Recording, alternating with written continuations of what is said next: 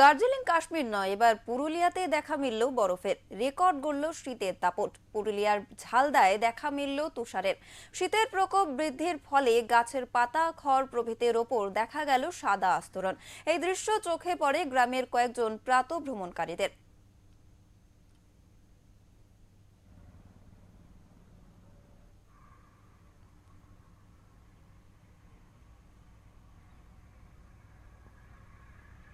আমাদের সঙ্গে রয়েছে আমাদের প্রতিনিধি প্রদীপ মাহাতো। সরাসরি আমি প্রদীপের কাছে চলে যাব। প্রদীপ, দার্জিলিং কিংবা কাশ্মীর নয়, খোদ পুরুলিয়াতে এবার দেখা গেল বরফ।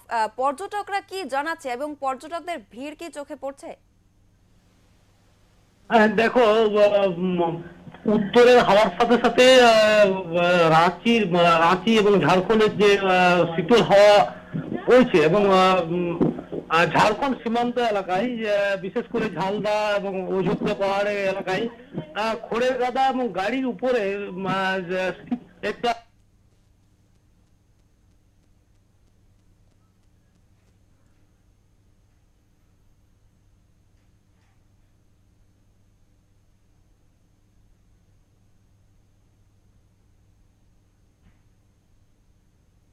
আমাদের সঙ্গে আমাদের প্রতিনিধির যোগাযোগ বিচ্ছিন্ন হয়ে গিয়েছে, কিন্তু আপনাদের যে ছবি দেখাচ্ছি সেখানে কিন্তু স্পষ্টভাবেই দেখা যাচ্ছে যে খড়ের ওপরে একদম বরফের সেই দৃশ্য, যেরকমটা আমরা দার্জিলিং কিংবা কাশ্মীরের পাহাড়ের দেশে দেখা যায়। এবং এখানে কিন্তু এবার পুরুলিয়াতে সেই চিত্র ফুটে উঠলো এবং সাদা আস্তরণ ভীষণ স্পষ্টভাবেই দেখা যাচ্ছে যে বরফের আস্তরণ দেখা যাচ্ছে খড়ের ওপরে। এবং স্বাভাবিকভাবেই পর্যটকদের যে এই বিষয়ে উচ্ছ্বাস বেশি হবে সে বিষয়ে কিন্তু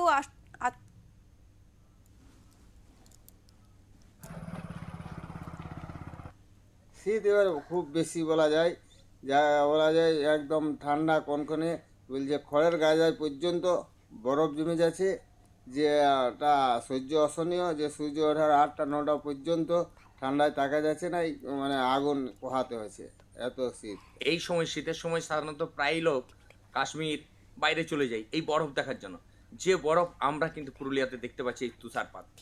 যখনই সকালে মর্নিং ওয়াক থেকে বার হয়ে আমরা প্রতিদিন এই সত্যমেলা দিকে আসি, তো হঠাৎ দেখি চোখে যে এই খড়ের গাদার মধ্যে একটা সাদা আস্তরণ জমে আছে। যেই সামনে এসে হাত দিয়ে তুলি একটু, তো দেখছি বরফ জমে আছে, তুষারপাত। খুব খুব উপভোগ করেছি, আমরা সবাই আনন্দ করেছি। যাক, আমাদের পুরুলিয়াতেও কিন্তু আমরা বরফ দেখতে পেয়েছি। इस तरह इस बार आज सुबह को जैसे ही निकला, कुछ दूर जाने के बाद देखे यहाँ पर पुआल जिसको बोलते हैं, बिचाली जिसको बोला जाता है, उसके ऊपर सफ़ेद चादर जैसा बिछा हुआ है।